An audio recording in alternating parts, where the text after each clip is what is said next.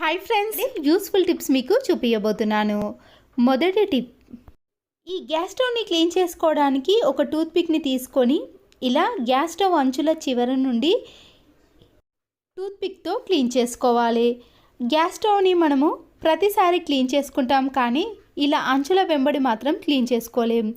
స్క్రబ్బర్ని use చేసి ఇలా clean చేసుకోరాదు, కాబట్టి ఇలా టూత్పిక్ని యూజ్ చేసి గ్యాస్ స్టవ్ అంచులను నీట్గా క్లీన్ చేసుకోవచ్చు. చూసారు కదండి ఎలా క్లీన్ అయిపోయాయో.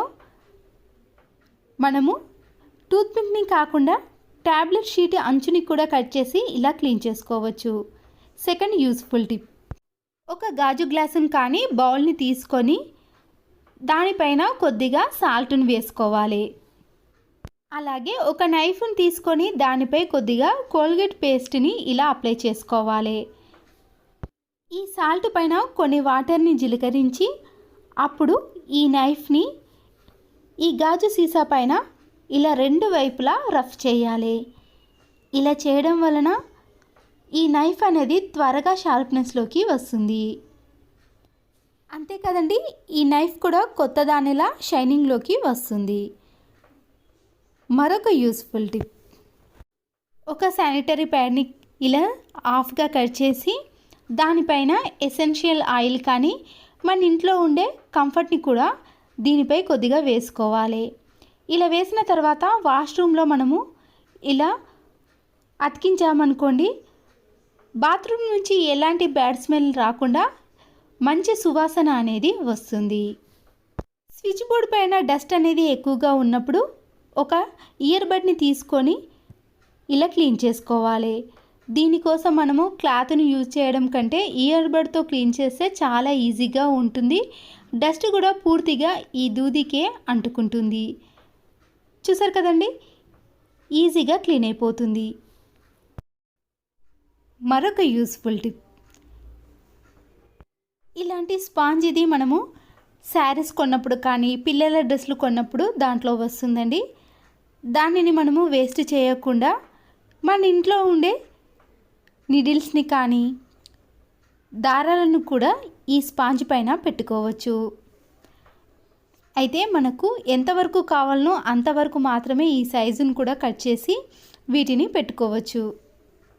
ఒక ఇయర్ బడ్కు వన్ సైడ్ అనేది కట్ చేసి ఇలా స్పాంజ్కి పెట్టిన తర్వాత మనము దారప్రిలను కూడా ఎన్నైనా పెట్టుకోవచ్చు. ఇలాంటి కార్డ్బోర్డ్ రోల్ అనేది మన ఇంట్లో ఉన్నప్పుడు బ్యాంగిల్స్ అన్నిటినీ కూడా వీటికి వేసి ఏదైనా ఒక బాక్స్లో పెట్టుకున్నామనుకోండి, డస్ట్ అనేది పడకుండా ఉంటుంది. బ్యాంగిల్స్ అనేవి కింద పడ్డా కూడా పగలకుండా ఉంటాయి. చివరి యూస్ఫుల్ టిప్ని కూడా చూడండి.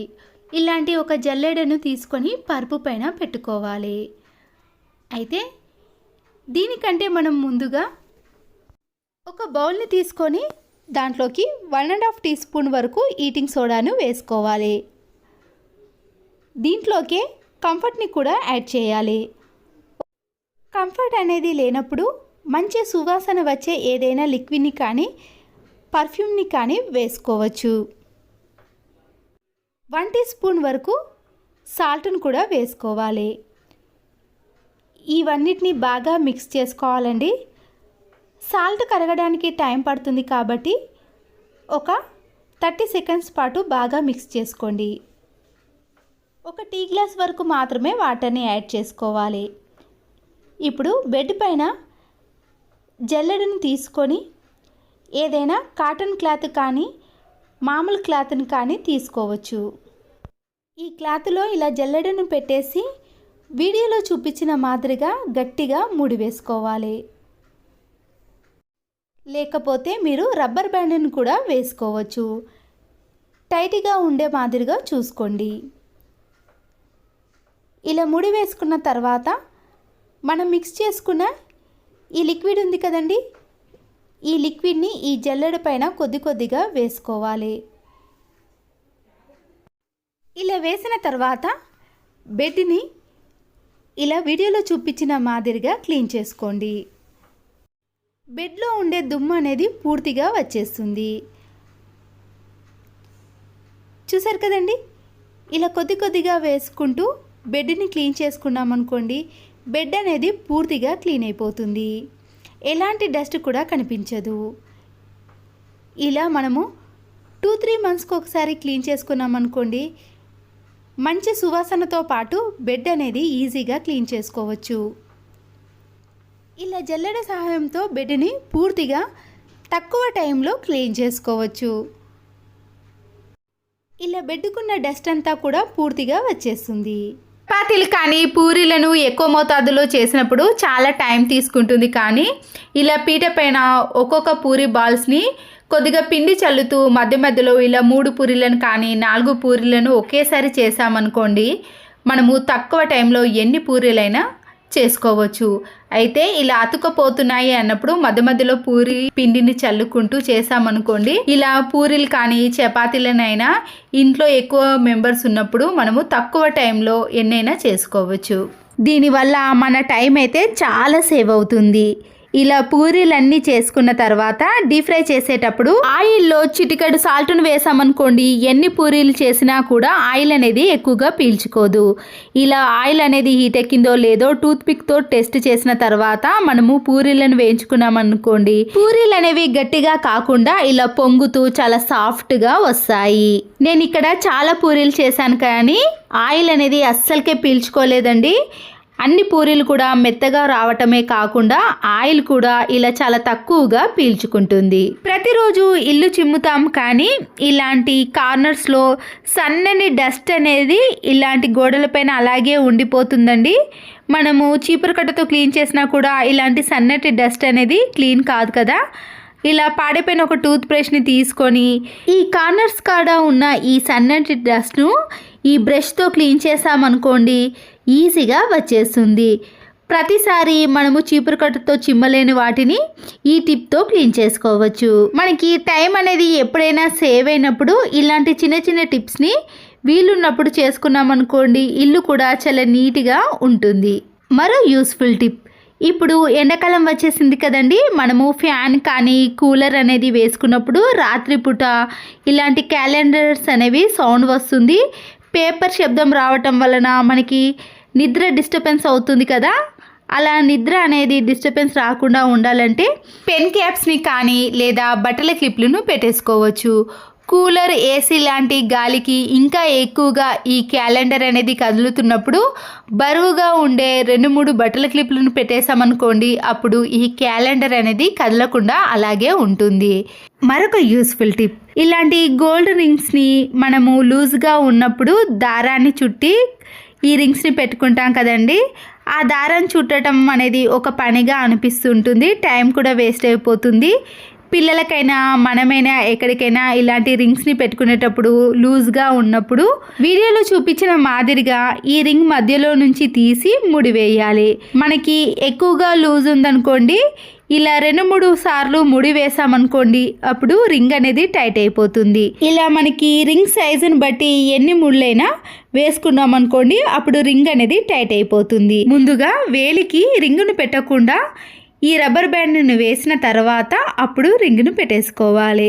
పిల్లలకి పెట్టినప్పుడు మనము భయపడుతూ ఉంటాం కదండి, రింగ్ ఎక్కడ పడిపోతుందో అని. అలాంటి భయాలు లేకుండా ఇలా రబ్బర్ బ్యాండ్తో ముడివేసి పెట్టేసామనుకోండి, రింగు లూజ్ ఉన్నా టైట్ ఉన్నా కానీ ఎవరైనా తీసినా కానీ అంత ఈజీగా రాకుండా ఇలా టైట్గా వేలికే ఉండిపోతుంది. ఈ రబ్బర్ బ్యాండ్ కనబడుతుంది అనుకున్న వాళ్ళు ఇలా సైడ్కి అటు వేలికి మధ్యలో కానీ ఇటు వేలు సైడ్కి పెట్టేసామనుకోండి, ఈ రబ్బర్ బ్యాండ్ కూడా కనపడకుండా నీట్గా ఉంటుంది. ఈ టిప్ నచ్చిందా అండి? నచ్చితే మాత్రం లైక్ చేయడం మర్చిపోకండి. మరొక యూస్ఫుల్ టిప్ని కూడా చూసేయండి. ఫోన్ పౌచ్ అనేది చాలా రోజులు అలాగే పెట్టేసామనుకోండి, ఇలా మన చేతి వేళ్ళు కానీ పిల్లల అచ్చులు అనేవి అలాగే ఉండిపోతాయి. కొద్దిగా వైట్ వెనిగర్ని వేసి ఏదైనా ఒక క్లాత్తో తుడిచేసామనుకోండి, ఫోన్ పౌచ్ అనేది చాలా నీట్గా క్లీన్గా ఉంటుంది. దానిపై పడ్డ డస్ట్ అనేది ఫోన్లోకి వెళ్ళిపోకుండా ఇలా అప్పుడప్పుడు మనము ఫోన్ పౌచ్ని కూడా నీట్గా క్లీన్ చేసుకోవాలి. స్పాంజ్ డస్టర్లు కానీ ఆన్లైన్లో ఆర్డర్ పెట్టినప్పుడు ఇలాంటి స్పాంజ్ క్లాతులు వచ్చాయనుకోండి, మనం వేస్ట్ అని పడేయకుండా ఇలా సబ్బును పెట్టే ప్లేస్లో ముందుగా ఈ డస్టర్ని కానీ ఇలాంటి స్పాంజ్ క్లాత్ని పెట్టేసామనుకోండి, సబ్బు అనేది త్వరగా అరిగిపోకుండా ఉండటమే కాకుండా ఇలాంటి సోప్ బాక్స్కి సబ్ అనేది అంటుకోకుండా ఎప్పుడు చూసినా కూడా మనం క్లీన్ చేసిన మాదిరిగా కనిపిస్తుంది. ఇంట్లో ఎవరికో ఒకరికైనా ఖచ్చితంగా స్పెట్స్ అనేవి ఉంటాయండి. స్పెట్స్ అనేవి చెవుల నుండి జారిపోయినప్పుడు కానీ లూజ్గా అయిపోయినప్పుడు ఇలాంటి రబ్బర్ బ్యాండ్లు ఉంటాయి కదండి, వాటిని 2 తీసుకొని ఇలా స్పెట్స్ యొక్క చివరి భాగాన ఇలా రౌండ్గా తిప్పేసేయాలి. ఇలా టైట్గా వేసేస్తామనుకోండి, మనము స్పెట్స్ పెట్టుకున్నప్పుడు కిందికి జారకుండా టైట్గా ఉంటాయి. ప్రతిసారి స్పెట్స్ లూజ్ అయినా టైట్ అయినా మనము మరొక స్పెట్స్ని తీసుకునే బదులు ఇలాంటి చిన్న టిప్ని ఫాలో అవ్వచ్చు. పండగలకి కానీ లేదా టెంపుల్కి వెళ్ళినప్పుడు దీపారాధన చేసేటప్పుడు ఒక్కొక్కసారి కొత్త డ్రెస్ల పైన ఇలాంటి నూనె పడుతుందండి. పడ్డప్పుడు మనము వెంటనే ఒక చాక్ పీస్ని తీసుకొని బాగా రఫ్ చేయాలి. లేదా కొద్దిగా చాక్ పీస్ పౌడర్ని తీసుకొని ఎక్కడైతే ఆయిల్ ఉందో ఆ ప్లేస్లో ఈ చాక్ పీస్ పౌడర్ని వేసి ఒక 5 మినిట్స్ పాటు అలాగే ఉంచేసేయండి. అప్పుడు ఈ పౌడర్ అంతా కూడా ఆయిల్ని పీల్చేస్తుంది. తర్వాత మనము సోప్తో కానీ లేదా మామూలుగా వాటర్తో క్లీన్ చేసినా కూడా ఈ ఆయిల్ మరకలు అనేవి ఈజీగా తొలగిపోతాయి. మరొక యూస్ఫుల్ టిప్ని, వాషింగ్ మిషన్లో ఇలాంటి స్కూల్ యూనిఫామ్స్ కానీ తెల్ల బట్టలు పిల్లల డ్రెస్లు ఏవైనా వేసినా కానీ అంత త్వరగా మురికి అనేది పోదండి. మళ్ళీ వాటిని చేత్తో కానీ లేదా మనము బ్రష్తో వాష్ చేయాల్సిన పని కూడా ఉంటుంది కదా. ఇలా తెల్ల బట్టలు కానీ ఏ బట్టలు వేసినా కూడా మురికి త్వరగా పోయి బట్టలు అనేవి తలతల మెరిసిపోవాలంటే ఈ చిన్న టిప్ని ఫాలో అవ్వండి. వాషింగ్ మిషన్లో వేసే బట్టలను బట్టి మనము ఈ వాషింగ్ సోడాను ఇలా 1/2 టీ స్పూన్ కానీ 1 టీ స్పూన్ వరకు మాత్రమే వేసుకోవాలి. వాషింగ్ సోడా అనేది ఆన్లైన్లో కానీ బయట కానీ అవైలబుల్గా దొరుకుతుందండి. మనము తీసుకున్న ఈ వాషింగ్ సోడా అనేది ఒక 6 మంత్స్ వరకు కూడా యూస్ చేసుకోవచ్చు. మీరు డైరెక్ట్గా వాషింగ్ మిషన్లో కానీ లేదా లిక్విడ్ వేసిన బాక్స్లో కానీ వేసేసి అప్పుడు మనము ఈ వాషింగ్ మిషన్ని స్టార్ట్ చేసిన తర్వాత వాషింగ్ సోడా వేయటం వలన బట్టలు అనేవి నీట్గా ఎలా తెల్లతెల మెరిసిపోతాయో చూపిస్తాను చూడండి. ఈ వాషింగ్ సోడా వేయటం వలన బట్టలు అనేవి ఎక్కువ ముడతలు కాకుండా నీట్గా వస్తాయండి. మనము ఐరన్ చేయాల్సిన పని కూడా ఉండదు. బట్టలు కూడా చాలా నీట్గా, పిల్లల బట్టలు ఎక్కువగా మురికి పడతాయి కదండి, వాటి కోసం కూడా ఈ వాషింగ్ సోడాను యూజ్ చేసామనుకోండి ఎలాంటి బ్యాడ్ స్మెల్ లేకుండా మంచి వాసనతో పాటు బట్టలు అనేవి తెల్లగా మెరిసిపోతాయి. ఈ వాషింగ్ సోడాను నేను చాలా సంవత్సరాల నుంచి యూజ్ చేస్తున్నానండి. ఒక్కసారి మనం తీసుకున్నాం అనుకోండి 6 నెలల నుంచి 8 నెలల వరకు కూడా యూజ్ చేసుకోవచ్చు. చూసారు కదండి, తెల్ల బట్టలు అయితే చాలా నీట్గా ఎలాంటి మరకలైనా పోతాయి. కాలర్ పైన ఉండే మరకలు కూడా ఇట్టే తొలగిపోతాయి. మనము చేత్తో కూడా వాష్ చేయాల్సిన పని కూడా ఉండదండి. బట్టలను బట్టి మనము వాషింగ్ సోడాను వేసుకోవాలి. ఆన్లైన్లో అవైలబుల్గా ఉందండి, కావాలనుకున్న వారు మీరు తీసుకోవచ్చు. ఒక్క ప్యాకెట్ తీసుకున్నాం అనుకోండి 6 నెలల నుంచి 8 నెలల వరకు కూడా వాడుకోవచ్చు. ఈ డ్రెస్ వేసుకునేటప్పుడు వాటికి పాకెట్స్ లేనప్పుడు మనము ఇంట్లోనే ఈజీగా ప్రిపేర్ చేసుకోవచ్చండి.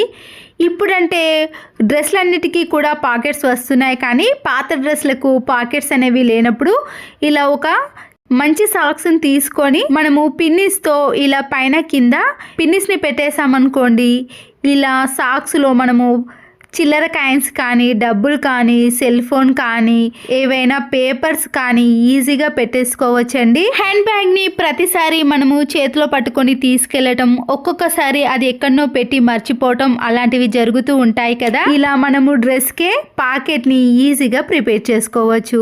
చూస్తున్నారు కదండి, మనము ఇలాంటి పాకెట్లో ఎన్ని పెట్టుకున్నా కూడా చాలా ఈజీగా పడతాయి. అంతే కదండి, మనము ఎక్కడికైనా బయటకి పిక్నిక్కి యాత్రలకు అలాంటి టూర్స్కి వెళ్ళినప్పుడు కూడా సేఫ్గా ఉండాలంటే ఇలాంటి పాకెట్స్లో మనము గోల్డ్ని కానీ ఫోన్స్ని కానీ ఇంపార్టెంట్ అన్నీ కూడా పెట్టేసుకోవచ్చు. ఎవరికి తెలియకుండా ఇలా మనము డ్రెస్లోనే ప్యాకెట్ని ప్రిపేర్ చేసుకున్నాం అనుకోండి, మనకి అన్ని విధాలుగా చాలా కంఫర్ట్గా ఉంటుంది. మీకు ఈ టిప్ నచ్చిందా అండి? నచ్చితే మాత్రం తప్పకుండా ఒక లైక్ చేయడం మాత్రం మర్చిపోకండి. మరో యూస్ఫుల్ టిప్ని కూడా, ఒక దువ్వెనను తీసుకొని ఇలా స్టీల్ స్క్రబ్బర్ని దువ్వెనకు అంచు బాగాన పెట్టేసిన తర్వాత ఊడిపోకుండా ఉండటానికి ఒక రబ్బర్ బ్యాండ్ని వేసేయండి. ఇప్పుడు ఈ దువ్వెనతో ఇలా కిచెన్లో కానీ ఎక్కడైనా ఇలాంటి గ్యాప్ ఉన్నప్పుడు మనము ఈ స్టీల్ స్క్రబ్బరు దువ్వెన సహాయంతో ఇలా క్లీన్ చేసామనుకోండి, దాంట్లో ఉండే మురికి కానీ డస్ట్ అనేది పూర్తిగా వచ్చేస్తుంది.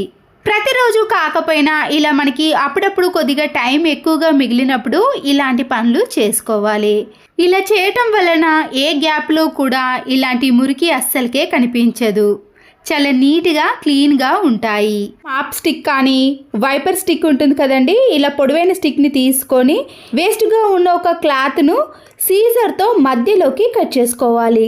కట్ చేసుకున్న ఈ క్లాత్ను ఇలా వైపర్ స్టిక్ యొక్క పైభాగం నుంచి కింది వరకు వేసి అది ఊడిపోకుండా ఉండటానికి ఒక రబ్బర్ బ్యాండ్ను వేసేయండి. ఇప్పుడు ఈ క్లాత్ పైన మీకు నచ్చిన లిక్విడ్ని వేసిన తర్వాత పైన కబోర్డ్స్ ఉంటాయి కదండి, మనము స్టూల్ కానీ టేబుల్ ఏది కూడా ఎక్కకుండా ఇలా కింది నుంచే పైన ఉన్న కబోర్డ్స్ని మనము ఈజీగా క్లీన్ చేసుకోవచ్చు. కబోర్డ్సే కదండి, మన ఇంట్లో ఉండే ఫ్లవర్ వాజులు కానీ ట్యూబ్లైట్స్ ఇలా పైన ఉన్న వాటిని క్లీన్ చేసుకోవాలంటే ఏదో ఒక సహాయంతో క్లీన్ చేసుకుంటాం కదండి. ఇలా ఎవరి సహాయం తీసుకోకుండానే మన ఇంట్లో ఉండే వాటితోటే ఈజీగా క్లీన్ చేసుకోవచ్చు.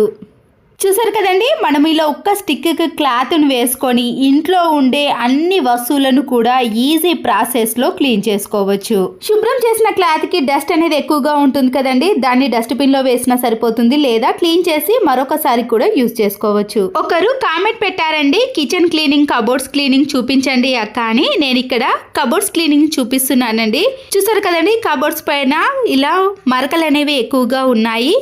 అయితే ప్రతిసారి కబోర్డ్స్ని క్లీన్ చేయడానికి వేరే లిక్విడ్స్ని కానీ వాటర్ని కానీ వంట సోడా అలాంటి వాటిని అస్సలకే యూజ్ చేయొద్దండి. కబోర్డ్స్ అనేవి కొద్దిగా ఉబ్బి అవి త్వరగా పాడైపోతాయి. కాబట్టి నేను ఇక్కడ కొలిన్ని మాత్రమే యూజ్ చేశానండి. నేను సంవత్సరాల పాటు ఇది మాత్రమే వాడాను. దీనివల్ల కబోర్డ్స్ అనేవి ఎప్పుడు చూసినా కూడా నీట్గా క్లీన్గా ఉంటాయి. మరకలు కూడా ఈజీగా తొలగిపోయాయి. నేను ఇంతకు ముందు వీడియోలో కిచెన్ క్లీనింగ్ కూడా చూపించానండి, అందుకొరకే ఇప్పుడు చూపించడం లేదు. ఇలా మనము కబోర్డ్స్ని పైన ఉన్న వాటిని కానీ ఇలా ఉన్న వాటిని ఏవైనా సరేనండి, మీరు కొలిన్తో మాత్రమే క్లీన్ చేసుకొని చూడండి. మంచి షైనింగ్లోకి క్లీన్గా నీట్గా కనిపిస్తాయి. ఆఫీస్కి వెళ్ళే వాళ్ళు కానీ డ్యూటీలు చేసేవారు ఉంటారు కదండి, హ్యాండ్ బ్యాగ్లో ఇలాంటి కీస్ని వేసుకొని మళ్ళీ తర్వాత మనము ఆ కీ కోసం వెతకాల్సిన పని అయితే ఉంటుంది. ఇలా ఒక పిన్నిస్కి మనము కీస్ని పెట్టేసి హ్యాండ్ బ్యాగ్కి పైన పెట్టేసామనుకోండి, మన టైం అనేది చాలా సేవ్ అవుతుందండి. వెతకాల్సిన పని కూడా ఉండదు. ఇలా డైరెక్ట్గా హ్యాండ్ బ్యాగ్లో నుంచి తీసి కీని తీసుకున్నాం అనుకోండి, మన పని అనేది చాలా సులువైపోతుంది. గుడికి వెళ్ళినప్పుడు కానీ ఇంట్లో కొబ్బరికాయను కొట్టినప్పుడు తర్వాత మనము బయట అలాగే పెట్టేసామనుకోండి, త్వరగా బూజు పట్టే అవకాశం ఉంటుంది. వంట నూనెను కాకుండా కొబ్బరి నూనెని మాత్రమే ఇలా కొబ్బరి చిప్ప లోపల అప్లై చేసామనుకోండి, బయట పెట్టినా కానీ ఫ్రిడ్జ్లో పెట్టినా కానీ కలర్ మారకుండా. దేవుడి గదిలో మ్యాచ్ బాక్స్ అనేది కంపల్సరీ ఉంటుందండి. మనము ఆయిల్ని ముట్టిన తర్వాత ఇలా మ్యాచ్ బాక్స్తో వెలిగించామనుకోండి, పుల్లలు అనేవి వేస్ట్ అయిపోతూ ఉంటాయి. ఇలా పుల్లలన్నిటినీ కూడా మనము ఇలా ఒక ప్లాస్టిక్ బాక్స్లో వేసుకున్నాక ఇలా వీడియోలో చూపించిన మాదిరిగా మ్యాచ్ బాక్స్ని సైడ్లో కత్తిరించేసి ఈ ప్లాస్టిక్ బాక్స్ యొక్క క్యాప్కు ఈ మ్యాచ్ బాక్స్ను ఇలా ప్లాస్టర్తో కానీ డబుల్ గమ్ టేప్తో కానీ అతికించేసేయండి. ఖాళీ అయిన మ్యాచ్ బాక్స్ను మనము ఈ ప్లాస్టిక్ బాక్స్ యొక్క అడుగు భాగాన డబుల్ గమ్ టేప్తో అతికించేసుకోవాలి. ప్రతిరోజు దీపాన్ని వెలిగించేటప్పుడు ఇలా ప్లాస్టిక్ బాక్స్లో నుంచి అగ్గిపుల్లను తీసుకొని ఇలా మ్యాచ్ బాక్స్తో వెలిగించేసామనుకోండి, పుల్లలు అనేవి వేస్ట్ కాకుండా ఉంటాయి. ప్లాస్టిక్ బాక్స్ అడుగు భాగాన కూడా ఖాళీ మ్యాచ్ బాక్స్ని అంటించాం కదండి, ఇలా మనము వెలిగించిన అగ్గిపుల్లలన్నింటినీ కూడా దేవుని గదిలో పడేయకుండా ఈ ఖాళీ మ్యాచ్ బాక్స్లో పెట్టేసామనుకోండి, దేవుని గది కూడా చాలా నీట్గా ఉంటుంది. పండగలకు మనము ఇలాంటి స్టీల్ బాక్స్లు అన్నింటినీ కూడా నీట్గా శుభ్రం చేసుకుంటాం కదండి. అయితే ఎలాంటి లిక్విడ్లు అవసరం లేకుండా మనము కొద్దిగా వెనిగర్ని వేసి మళ్ళీ ఏదైనా పొడి క్లాత్తో క్లీన్ చేసుకున్నాం అనుకోండి, ఈ స్టీల్ బాక్స్లు అనేవి మంచి షైనింగ్లోకి రావటమే కాకుండా సిలుము కానీ ఏదైనా జిడ్డు ఉన్నా కూడా పూర్తిగా తొలగిపోతుంది. చూడండి, స్టీల్ బాక్స్లు అనేవి ఎంత నీట్గా మళ్ళీ కొత్త దానిలా షైనింగ్లోకి వచ్చేసాయో. పిల్లలు కానీ మనం కానీ ఎప్పుడైనా ఇలాంటి పాపడి బిళ్ళలు కానీ చైన్స్ మనం వేసుకున్నప్పుడు ఇవి అటు ఇటు కదులుతూ ఉంటాయండి. అలాంటప్పుడు మనము డబుల్ గమ్ టేప్ ఉంటుంది కదండి, ఇలా మనము ఫోర్హెడ్కి ఈ డబుల్ గమ్ టేప్ను పెట్టేసి ఆ తర్వాత పాపడి బిళ్ళను అతికించేసామనుకోండి, పిల్లలు ఎగిరినా కానీ అది కదలకుండా ఆ ప్లేస్లోనే ఇలా నీట్గా ఉంటుంది. ప్రెషర్ కుక్కర్ యొక్క హ్యాండిల్ అనేవి ఇలా బాగా లూజ్ అయిపోయాయి అనుకోండి, విజిల్ అనేది సరిగా రాకుండా దాంట్లో మనము ఏది ఉడికించుకున్నా కూడా ఇలా బయటకి వెదజల్లుతుంది. ఇలా హ్యాండిల్ అనేది ప్రతిసారి కూడా లూజ్ అయిపోతుందండి. ఎన్నిసార్లు టైట్ చేసినా కూడా టైట్ అనేది కాకుండా 2-3 డేస్ తర్వాతనే మళ్ళీ ఇలా లూజ్ అయిపోతుంది. ఈ ప్రెషర్ కుక్కర్ యొక్క స్క్రూని ముందుగా తీసేసిన తర్వాత మన ఇంట్లో ఇలాంటి స్టీల్ స్క్రబ్బర్ ఉంటుంది కదండి, దాంట్లో నుంచి ఇలా ఒక కొసను మాత్రమే కట్ చేయాలి. ముందుగా మనము దీనిని ఇలా స్క్రూ డ్రైవర్తో అక్కడ ఉండే డస్ట్ అంతా కూడా తీసేయండి. ఇప్పుడు ఈ స్క్రూకి మనము ఇలా కట్ చేసిన స్టీల్ స్క్రబ్బర్ అంతా కూడా రౌండ్గా చుట్టేసేయాలి. హ్యాండిల్కి మనము ఇలా స్క్రూని పెట్టేసామనుకోండి, ఎన్ని నెలలైనా కూడా స్క్రూ అనేది అస్సలకే కదలదండి, స్టిఫ్గా ఉండిపోతుంది. అప్పుడు మనకి విజిల్ రాకపోవడం కానీ త్వరగా పాడైపోవడం లాంటివి అస్సలకే జరగవండి. ఇలా మనం డబ్బుతో పాటు మన పనిని కూడా సేవ్ చేసుకోవచ్చు. ప్లాస్టిక్ బాక్స్లో మనకి ఫ్రూట్స్ కొన్నప్పుడు కానీ ఏదైనా తీసుకున్నప్పుడు వస్తాయి కదండి, అంతేకాకుండా బిర్యానీ బాక్స్లను కూడా మనము ఇదే విధంగా యూజ్ చేసుకోవచ్చు. ఈ బాక్స్ని నేను ఇలా పైన ఉన్న క్యాప్ని కట్ చేసుకుంటున్నాను. కట్ చేసుకునే ప్లేస్లో కొద్దిగా షార్ప్గా ఉంటుంది కాబట్టి ఇలా క్యాండిల్ సహాయంతో మనము ఇలా నునుపుగా చేసుకోవాలి.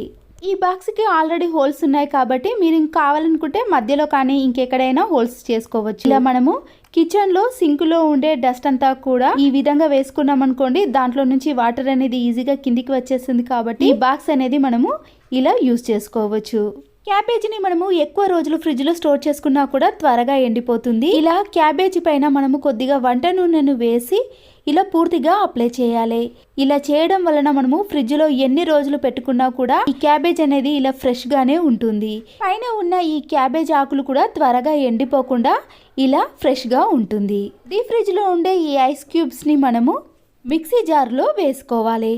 దీంతో పాటు రాళ్ళు ఉప్పును కానీ ఇలా మామూలు ఉప్పును కూడా 1 టీ స్పూన్ వేసుకొని ఒక్క ట్రిప్ మాత్రమే ఇలా మిక్సీ పట్టుకోవాలి. ఈ ఒక్క దానితో మనకి 2 టిప్పులుగా యూజ్ అవుతుందండి. ఇప్పుడు ఇలా ఐస్ లో మనం కొద్దిగా సాల్ట్ ను కూడా వేసాం కదా, నిమ్మకాయ రసాన్ని కూడా వేసుకోవాలి. ఇలా అంతా మిక్స్ చేసుకున్నాక కొద్దిగా విమ్ లిక్విడ్ మాత్రం వేసుకోండి. ఇప్పుడు మనము ఇదంతా పూర్తిగా కలిపేసిన తర్వాత ఇలా నెలకు ఏవైనా ఆయిల్ కానీ ఏవైనా నీచు వాసన వస్తున్నప్పుడు సోప్తో కాకుండా ఇలా ఐస్ని నిమ్మకాయను అలాగే విమ్ లిక్విడ్తో క్లీన్ చేసుకొని చూడండి. ఈ స్టీల్ అనేవి చాలా నీట్గా మళ్ళీ కొత్త దానిలా షైనింగ్ లోకి వస్తాయి. ఇలా మనము ఈ ఒక్క టిప్పుతో ఇలా 2 రకాలుగా యూజ్ చేసుకోవచ్చు. చూసారు కదండి ఎంత నీట్గా కనబడుతున్నాయో ఈ ప్లేట్లు అనేవి. అలాగే మనము ఇలా మిక్సీ జార్లో మిక్సీ పట్టుకున్నాం కాబట్టి అవి కూడా మళ్ళీ షార్ప్నెస్ లోకి వస్తాయి. ఇంతకుముందు ఈ ప్లాస్టిక్ బాక్స్ని చూపించాను కదండి, ఇలా వేస్టేజ్ అంతా కూడా వేసుకోవచ్చు. మనము టమాటా రసం కానీ గుజ్జును ఈజీగా తీసుకోవాలంటే మిక్సీ జార్లో కాకుండా ఇలా గ్రేటర్తో మనము ఈజీగా టమాటో యొక్క గుజ్జును కానీ రసాన్ని తీసుకోవచ్చు. పవర్ లేనప్పుడు కానీ మిక్సీ జార్లో వేసుకున్నాం అనుకోండి, పని అనేది ఎక్కువగా అవుతుంది, వాటిని క్లీన్ చేసుకోవాల్సిన పని కూడా వస్తుంది కదా. ఇలా సింపుల్ గా మనము ఇట్లా తీసామనుకోండి, టమాటా రసం కూడా చాలా ఎక్కువగా వస్తుంది, మన పని కూడా చాలా సులువుగా అయిపోతుంది. ఇంట్లో ఉండే కాటన్ని కొద్దిగా తీసుకొని మీరు వీటిని చిన్న చిన్న పీసెస్గా ఎన్నైనా చేసుకోవచ్చండి. అయితే నేను ఇక్కడ 2 పీసులుగా చేసుకున్నాను. ఇప్పుడు దీనిపై కొద్దిగా మనము కంఫర్ట్ని కానీ లేదా మంచి సువాసన వచ్చే స్ప్రేని కానీ పర్ఫ్యూమ్ని కానీ ఏదైనా వేసుకోండి. ఇప్పుడు ఈ దూదిని మనము ఎక్కడైతే బ్యాడ్ స్మెల్ వస్తుందో లేదా మంచి సువాసన అనేది రావాలి అనుకుంటే ఇలా మనము హాల్లో కానీ లేదా బెడ్రూమ్లో ఎక్కడైనా సరేనండి, ఇలాంటి ఫ్లవర్ వాజులు ఉంటాయి కదా, ఇలా కనపడకుండా మనము ఫ్లవర్ వాజులో పెట్టేసామనుకోండి, మనకి హాల్ కానీ బెడ్రూమ్ కానీ మంచి సువాసన అనేది వస్తూ ఉంటుంది. ఇలా దూది ఆరిపోయిన తర్వాత మరొకసారి మనము దానిపై కంఫర్ట్ వేసామనుకోండి, ఇలా నెల రోజుల పాటు కూడా ఇల్లంతా కూడా మంచి సువాసన అనేది వస్తూ ఉంటుంది. ప్రెషర్ కుక్కర్ యొక్క మూతను మనము మామూలుగా స్క్రబ్బర్ తో క్లీన్ చేసుకుంటాం, కానీ పైన ఉన్న విజిల్స్ ని మాత్రం క్లీన్ చేసుకోలేము. అంతేకాకుండా గిన్నెలు క్లీన్ చేసేటప్పుడు అంత టైం కూడా దొరకదండి మనకి. ఇలా కొద్దిగా టైం తీసుకున్నప్పుడు మనము ఈ విజిల్ యొక్క స్క్రూని మొత్తం తీసేసి దీనిపై కొద్దిగా వెనిగర్ ని అలాగే విమ్ లిక్విడ్ ని వేసుకోండి. ఇలా వేసిన తర్వాత ఒక 5 మినిట్స్ కి మనము ఇవి పూర్తిగా నానబెట్టిన తర్వాతనే పాడైపోయిన ఒక టూత్ బ్రష్ తో క్లీన్ చేసుకొని చూడండి. విజిల్స్ అనేవి ఎలాంటి జిడ్డు లేకుండా చాలా నీట్ గా కనబడతాయి. విజిల్ లో డస్ట్ ఉన్నా కూడా మనము పప్పు ఉడికించేసాం అనుకోండి, దాంట్లో వాటర్ కూడా పూర్తిగా బయటకి వచ్చేసాయి. ఇలా మనము నీట్ గా క్లీన్ చేసుకొని చూడండి, విజిల్ లో నుంచి వాటర్ కూడా బయటకి రాకుండా ఉంటాయి. మన ఇంట్లో వేస్ట్గా ఉన్న జ్యువెలరీ పర్సులు కానీ ఇలాంటి పాత పర్సులు ఉంటాయి కదా, వీటిపైన పేరు కూడా కనబడుతుంది కదండి.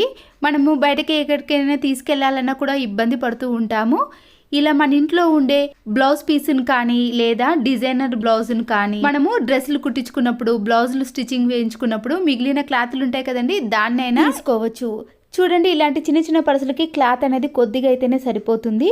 నేను ఇలా వీడియోలో చూపించిన మాదిరిగా పర్సును ఈ క్లాత్లో పెట్టేసి మనము సైజుని చూసుకొని సీజర్తో కట్ చేసుకోవాలి. మీరు స్టిచ్చింగ్ వేసుకుంటారు అనుకుంటే కొద్దిగా ఎక్కువగా కట్ చేసుకోండి, లేదా గ్లూ గమ్తో అతికించేసుకుంటామనిపిస్తే మీరు కరెక్ట్గా చూసి కట్ చేసుకోవాలి. ఇలాంటి పర్సును మనము ఈ క్లాత్లో ఇలా పెట్టేసుకొని గ్లూ గమ్తో కూడా అతికించేసుకోవచ్చండి.